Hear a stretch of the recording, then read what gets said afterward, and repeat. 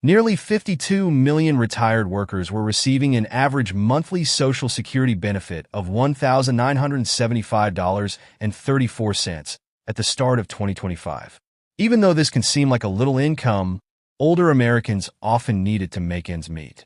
Please kindly subscribe to this channel. Do not forget to like this video.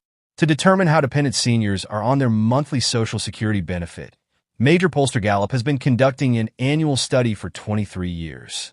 All 23 years consistently shown that between 80% and 90% of respondents, including 88% in 2024, needed their Social Security payment to help pay for their bills. Where can I invest $1,000 at the moment? The 10 greatest stocks to purchase at this time, according to our analysis team, were recently released. Although political authorities should prioritize keeping Social Security healthy, the truth is that the program's core has been deteriorating over the last 40 years.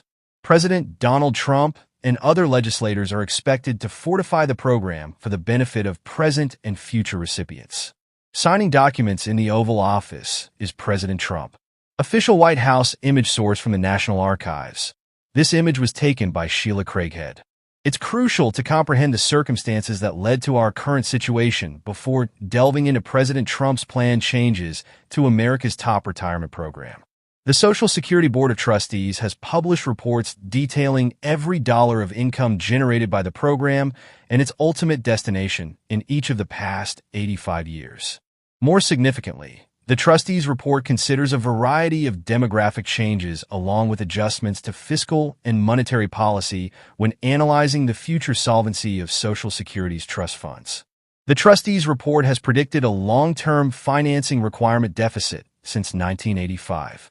In this context, long-term means the 75 years that pass after a Trustees Report is published. This implies that cost of living adjustments, COLAs, and expected income accumulated over a 75-year period will not be sufficient to fund benefits and, to a much lesser degree, administrative costs associated with operating the Social Security program. The long-term financial commitment gap for Social Security as of 2024 was $23.2 trillion, an increase of $800 billion over the previous year's figure.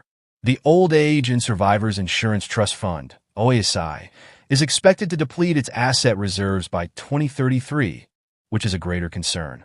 The current distribution schedule, which includes COLAs for retired workers and survivor benefits, is in jeopardy after 2033, even if the OASI is not in danger of being bankrupt or insolvent. The trustees predict that in order for the OASI to continue paying out benefits until 2098 without the need for further reductions, sweeping benefit cutbacks of 21% will be required if the OASI's asset reserves are completely exhausted. Myths of congressional thievery or unauthorized migrants collecting standard benefits are not at all responsible for the deteriorating financial picture of Social Security.